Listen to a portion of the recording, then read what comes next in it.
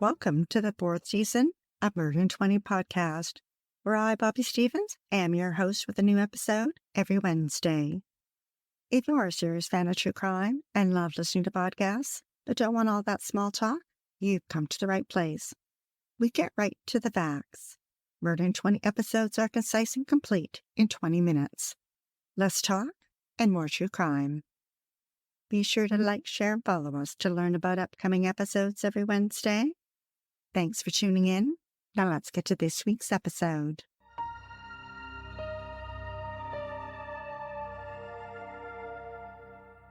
Born in 1985 in Hampshire, England, Joanna Yeates grew up with her older brother Chris and parents David and Teresa. Jo, as she liked to be called, was bubbly and bright. At 5'4", she was petite, with short blonde hair and blue eyes. Intelligent, she attended a private boarding school where she earned all A's. She went on to college and received a degree in landscape architecture. She got a job with an architecture firm in Winchester, located 60 miles from London. In September 2008, she took a job at a firm in Bristol. That's where she met Greg Reardon, a tall architect with broad shoulders, short dark hair, and dark eyes.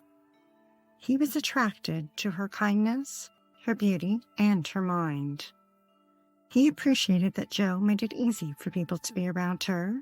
She didn't dwell on things. Rather, she shrugged it off and got on with life. Soon, the two began dating. The couple shared many interests outdoors, including biking, rowing, and surfing. They spent their summer camping and winter snowboarding and skiing. The couple posed for photos, always smiling, side by side, with their arms wrapped tightly around each other. In October 2010, the couple moved in together and rented an apartment 10 minutes away in Clifton. The Victorian house with its brick exterior sat stately behind a rock wall, 4 stories tall with arched windows. There were 2 apartments on the first floor. Jo and Greg moved into apartment number 1.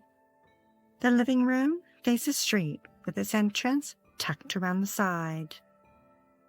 Entering the bright yellow hallway, there was a mirror and a coat rack.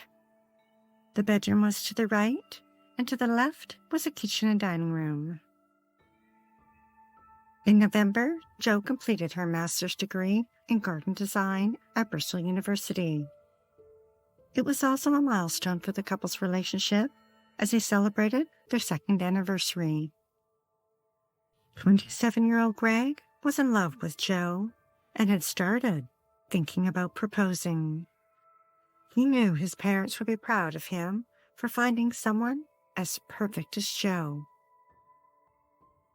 The couple settled into their new apartment with a black and white cat, Bernard, and soon began making plans for Christmas. They decorated and put up a tree. Jo had plans to take Greg home to her parents for Christmas. Things were getting serious between them. The weekend before Christmas, Greg made plans to visit his brother in Sheffield. He planned to be back Saturday night, as he and Jo had plans to watch their favorite TV show. Greg wasn't worried about Jo, but she was nervous about being home alone and made plans to keep herself busy. She was going to do some baking for a party they had planned with friends the following week. On Friday, December 17th, the couple met at 5 p.m. in the lobby where they worked to say a quick goodbye. The couple kissed and hugged one another. Then Greg stopped at their apartment to pick up Jo's car for the trip, but had trouble starting it. With the help of his landlord and neighbor, Chris Jeffries, he managed to get the car fired up and headed out. Meanwhile, Jo, who was dressed for the snowy weather in jeans, boots, and a white coat, with a blue satchel thrown over her shoulder, met up with her co-workers at a neighborhood pub. She enjoyed a pint and a half of cider, and after a couple hours, left for the 20-minute walk home. She stopped at a supermarket and bought 2 bottles of cider. Continuing her walk, she called her best friend Rebecca and made plans for Christmas Eve. At 8:20 p.m., Jo texted her friend Matthew, asking if he wanted to get together for a drink. But Matthew didn't immediately see Jo's text, so she continued towards home. At 8:40 p.m., she stopped at a grocery store and bought pizza. As she neared their apartment, Jo was spotted by a local priest. Walking up the driveway, she passed within a few feet of her neighbor, 33-year-old Vincent Tabak. He and his girlfriend Tanya Morrison lived in apartment number 2 on the first floor. Although the couple shared a wall, she and Greg had never met Vincent and Tanya, as their entrance was at the back of the building. Vincent was an engineer with a PhD who was an expert in the use of space in office buildings and had just returned from working abroad. Jo wasn't looking forward to being alone, and being friendly, she invited her neighbor inside for a drink. Vincent's girlfriend was attending a Christmas party at work, so on a whim, he accepted. Jo hung up her coat inside the door, took off her boots, and put her keys in her satchel. Vincent followed her in. He thought Jo was pretty and felt an attraction towards her. Jo cracked open the 2 ciders and took a few sips. The 2 were facing each other when Jo, in her outgoing way, said something to Vincent that made him take notice. Was she flirting with him? He thought so. So he slid his hand behind her back and leaned in to kiss her. But Jo screamed. BBC News reported that the loudness of her voice shocked him, and he quickly covered her mouth with his hand and wrapped his other hand around her throat and tried to silence her. People arriving to a party across the street heard a loud scream. Then nothing.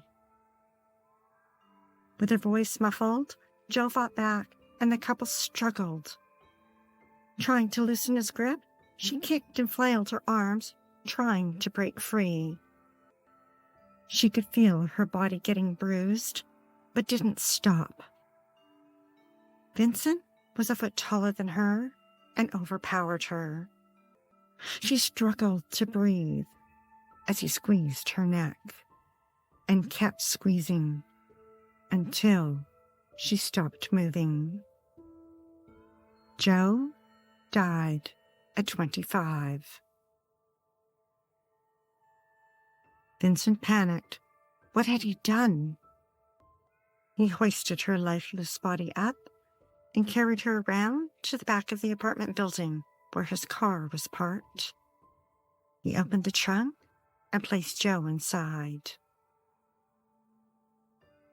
Vincent texted his girlfriend, telling her that he missed her and was bored without her. Driving, he stopped at a grocery store and picked up beer and potato chips. While there, he texted his girlfriend again, telling her he couldn't wait to pick her up. At 9:20 p.m., Matthew returned Jo's text, saying he couldn't make it that night, and waited for her reply. At 10:35 p.m., Greg arrived in Sheffield and called Jo's cell phone. Receiving no answer, he tried their landline. Then he texted her.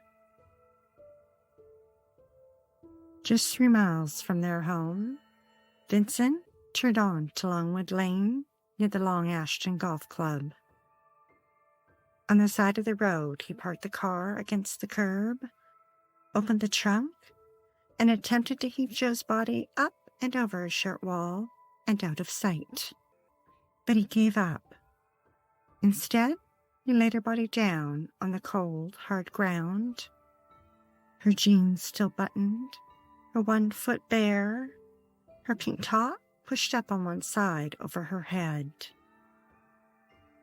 Vincent scooped up dead leaves and used them to cover her body, packing them tightly around her.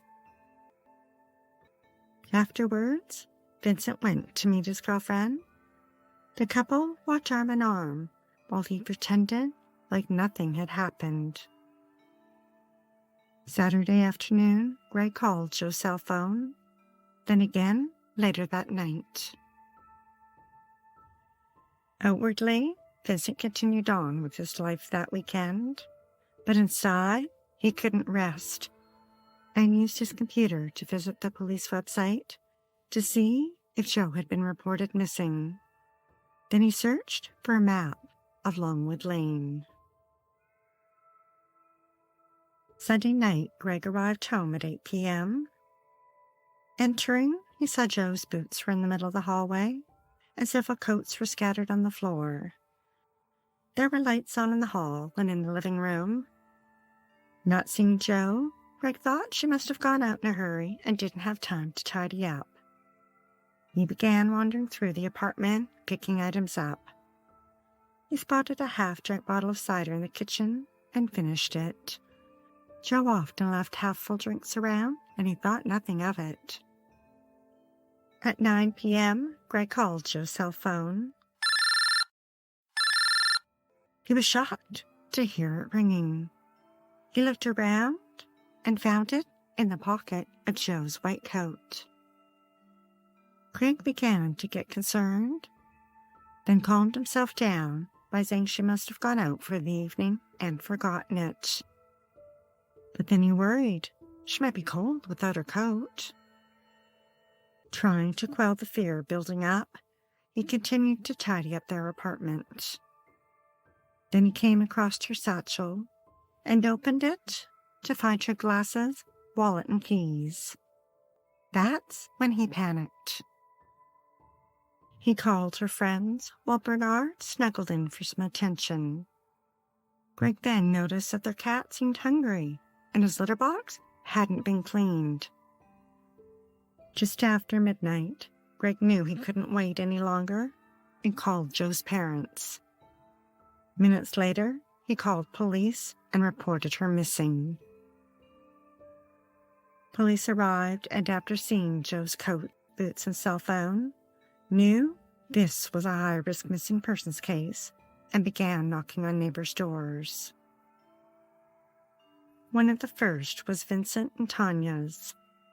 Greg was with them when he heard Vincent say that he hadn't left the apartment Friday night. Inside Joe and Greg's apartment, police found the receipt for the cider and the pizza, but they found no sign of the pizza.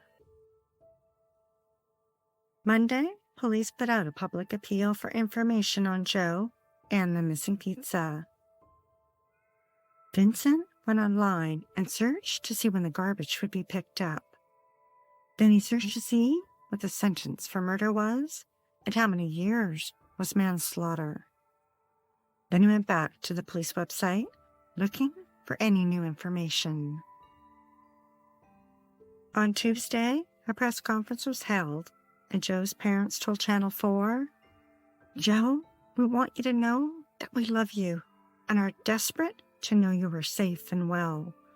Please get in touch as soon as possible and confirm you are okay." As Greg looked out into the sea of cameras, he knew deep down how this was going to end.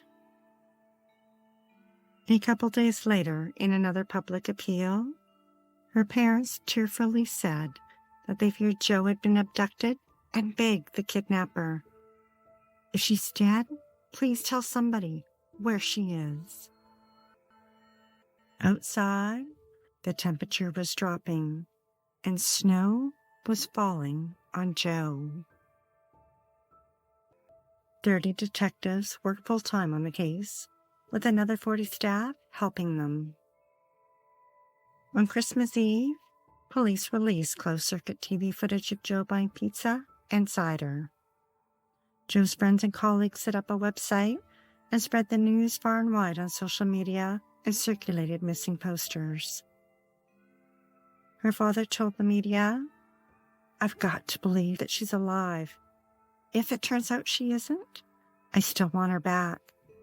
I still want to hold her one last time.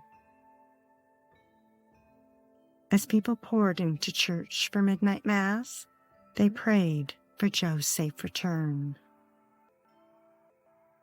Christmas morning, a couple rose early, opened their gifts, and by 9 a.m. were walking their dog on Longwood Lane.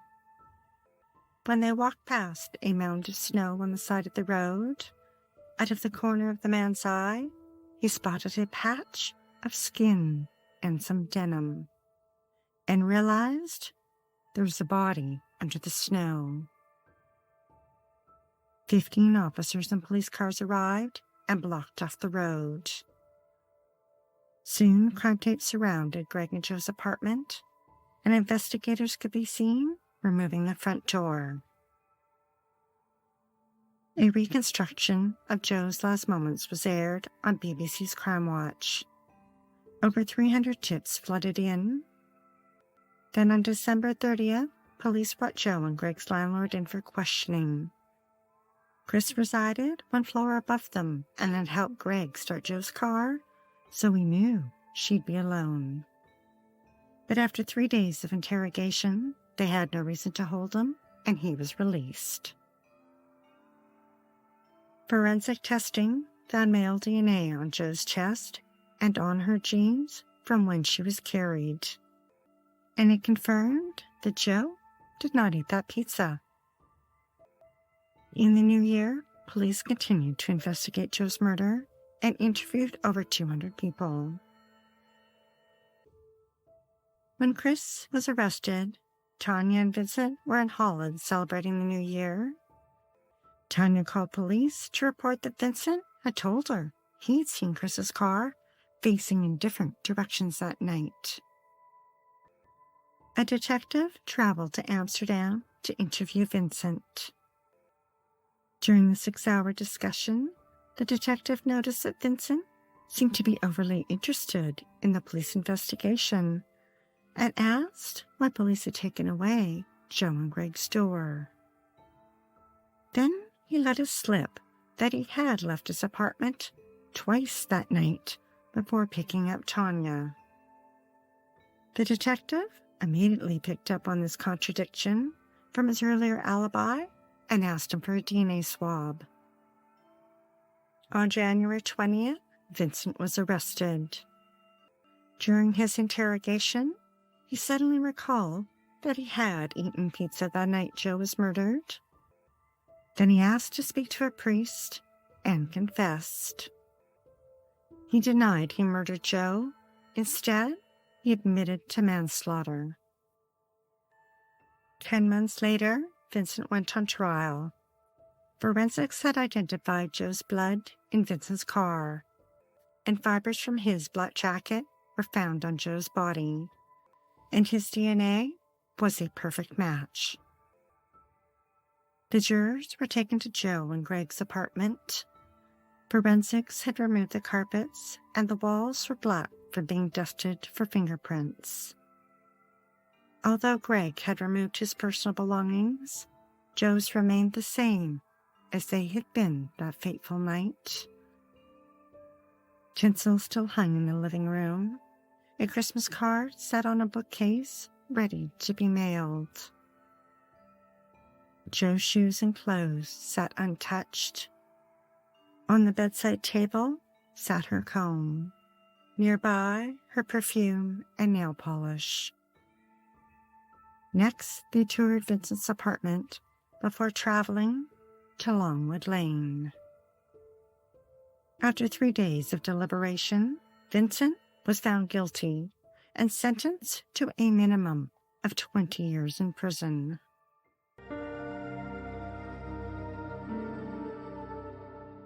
Thanks for listening to Murder in 20 with less talk and more true crime. We're taking a short break for the holidays. Next week, we're featuring a recap of one of Murder in 20's most intriguing episodes. If you're dying to hear more, past episodes of Murder in 20 are available for free at murderin20.com and on all major podcast platforms. We love what we do and are dying to continue. If you enjoy listening to Murder in 20 every week, we'd be eternally grateful for your support by visiting Murder in 20 at Patreon, PayPal, or murderin20.com. We'd like to acknowledge Purple Planet for use of their music, sound effect from Vaseline Studios and Quick Sounds, and our many editorial sources who are listed on our website.